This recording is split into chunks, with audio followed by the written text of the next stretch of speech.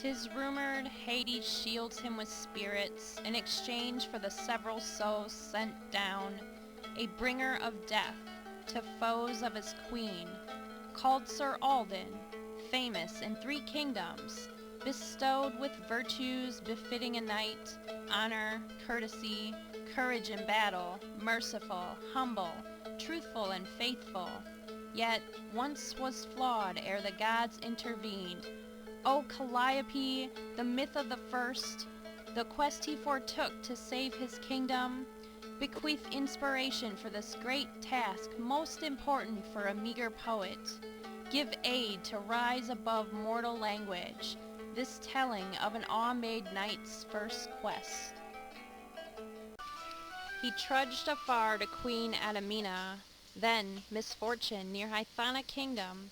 Sir Alden's steps slowed, feet filled with copper, as if his queen collected copper coins from all in the kingdom, then allowing the magus to reduce them to sand grains, their heft untouched, each laid beneath his feet, more added till he could no longer move.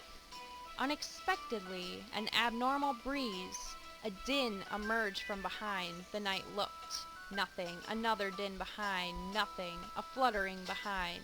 He looked again. White wings on her back and skin that sparkled, whispering and giggling silently, dancing charmingly, gracefully twirling. "You are being tested," she sang to him. "Who by?" he asked. "The gods, of course," said she. "You must prove yourself, your truth, your honor." "I have already," quoth he. "Oh, have you? I have slain the evil witch, have I not?" He remembered back, many months before. Sir Alden, astonished, heard an appeal, a maiden pleading for help. The first seen since the fortune-teller told books of lies. This maiden, tied to a tree, called for him. He was wary, was warned by his queen, yet, closer, seeing her face, doubt washed away, beauty like nothing seen afore, beyond the blue seas, the vast green and flowered land, surpassing cherry blossoms, primroses, lilacs, lilies, roses, and violets, each flower which existed paled in splendor. Greater than the clouds, the sun, the cosmos, she's not the woman he was looking for. The queen spoke of immense ugliness when guarding him to take heed of the witch, a face like a beast but horrifying, indescribable, able to strike fear into the best, the bravest of warriors. Shadows refuse and fear to follow her. Waters pull away, sink deep in the earth. Caution is needed, for just a quick look has struck men down, eyes wide, hair turned to white. His queen presented him an ancient scroll destined for the earthly queen Adamina. The purpose, to secure an alliance with the union of his queen Isora to Queen Adamina's kin, desired, as it will end a long 100-year war. The scroll has been sought after by many, most dangerous of these, the evil witch, contained within are spells of protection, easily manipulated to use against the many kingdoms of this world to conquer, imprison, or destroy all. The knight approached the lovely maiden, graciously cut the ropes that tied her wrists. The maiden told of the witch that bound her, preparing a concoction of 3 bloods, when spilt at her feet will draw a dragon, killing her. She's jealous of her beauty, owing to her undying ugliness. Sir Alden declared to destroy the witch, for this must be the one he was warned of. Pointing to a dark wood, the maiden showed the beaten path to the enchantress's hut.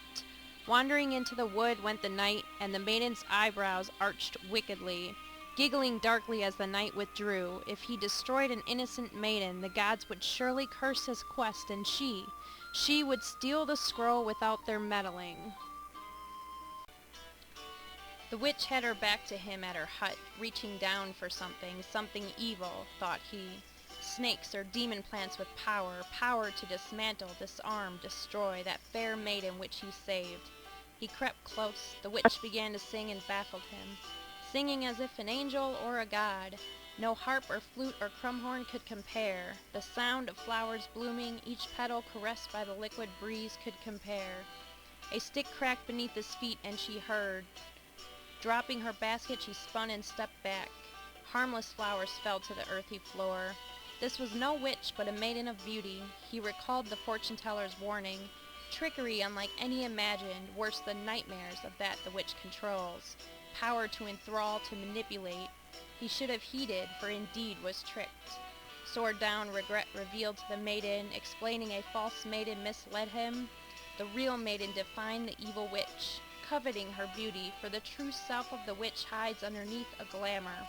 Her heart is dark and withered, which reflects upon her face, grotesque and distorted, resulting in immeasurable stabs to destroy, kill the beautiful maiden.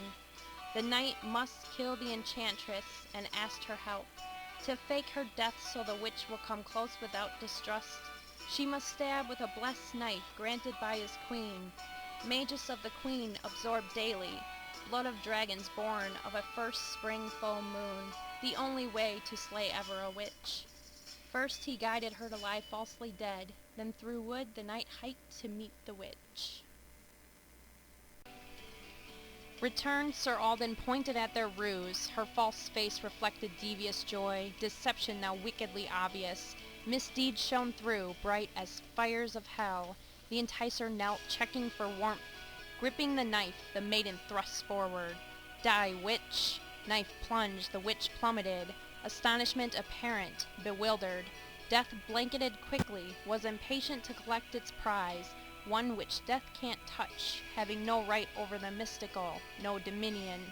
Her eyes gently closed, breath failed to warm the cool air, life left. The maiden remarked, beautiful in death, all she desired, eternal beauty. I have been proven, Sir Alden observed. The gods are testing you, quoth the fairy. They have already tested of my worth, that which I have slain, a beast of great strength. The fortune-teller gave caution of it, offended with the knight for lack of prayer, to aid his journey to the earthly queen. A test would befall to prove his virtue. He scoffed, the fortune refusing to pay, yet as foretold, a test was to be had. Following the death of the witch he came upon a peasant girl, tense and worried, explaining her brother had gone to seek vast riches that resided inside a cave, which was said to be guarded by a beast. One which was fiercely protective of gold, as a mother would defend a newborn. He had not returned, surely was injured. Gallantly the knight offered to find him. Wandering inside the cave, the darkness consumed light, shadows shivered in terror.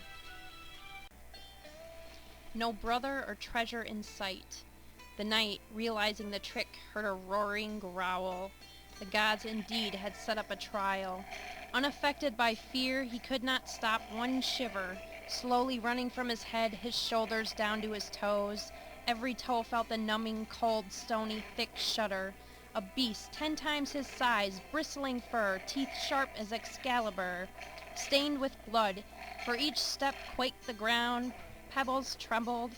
Bravely he lunged upward, immense strength, driving the blade deep into its ribcage. Sinking without resistance, his steel drove deeper yet, bottomless, till the beast boomed, thundering in fury, eyes flashing like a strike of lightning which repeatedly grabs the earth, searching for its love, taken, separated, and doomed to hide from light, fated to live in darkness for all time, for brightness will blind and turn her to stone. Blood the color of death seeped out, icy, wrong. The beast dropped down, shivering the earth. Upon leaving the cave he was alone. The peasant girl's lack of presence confirmed the god's intervention, of which he passed, proving himself unneeded of their aid, as known from the start when granted this quest. With bravery that extended far beyond any mortal or myth, any hero which lives, skill unsurpassed, emulated, greater than the skill of the common folk, knights and conquerors, loyalty exceeded, spilt over his chalice, full honesty given freely to each person he meets. The knight conveyed all this to the fairy, therefore another test is not needed. The fairy countered, he must not offend, the gods are unsatisfied. Thus, once more, he must prove himself to be of virtue, that which becomes a knight, a champion. What is the god's test which I must complete? She spoke, a riddle of most grave concern. A wrong answer or no answer will cause your life remaining here, a lone statue forever to be. He scoffed and replied, let me hear the riddle. Dancing, she said, I am one of 7, I am sometimes swallowed but never eaten, cherished in mind and displayed in bearing. I come, then comes disgrace, I go before destruction. What am I? He proudly started his answer. Careful thought of your answer, quoth the fairy. Think of your queen. He did and remembered. She made request for a gent that displayed making seemly of a knight. All of them. Ashamed he understood he had failed his queen. Crying out he threw down his sword, unfit to carry a tool meant for a better man. The fairy smiled warmly, he had solved the riddle. His legs released, no longer leaden. Dropping to his knees, calling to the gods he prayed for aid, for guidance, for protection on his quest. The gods smiled down, pleased, and the fairy spoke. Your quest will be met with no resistance. May you be blessed in all your endeavors. Lesson learned, Sir Alden continued on, never again making this grave mistake, becoming a hero, a legend, a myth.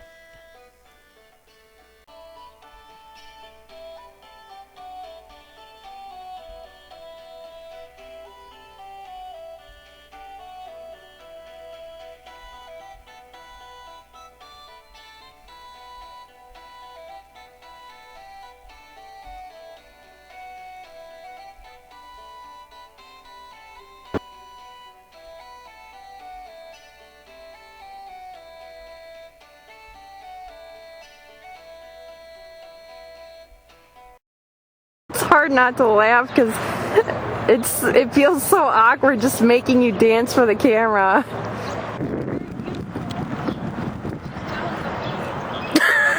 I'm sorry. I accidentally went out and then in at the same time. I'm sorry. It was very good up till then, so you can totally use the rest of that, but and there's a knight that walked through the scenery of the kingdom. He's gonna read the paper. Okay. I don't think knights had papers. Sorry, I was trying to peek. Okay.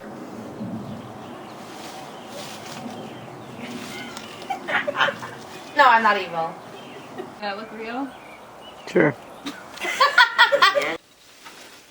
Okay, when you pull it back out, look triumphant.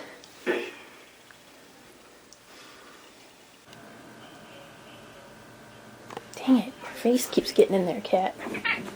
Ow.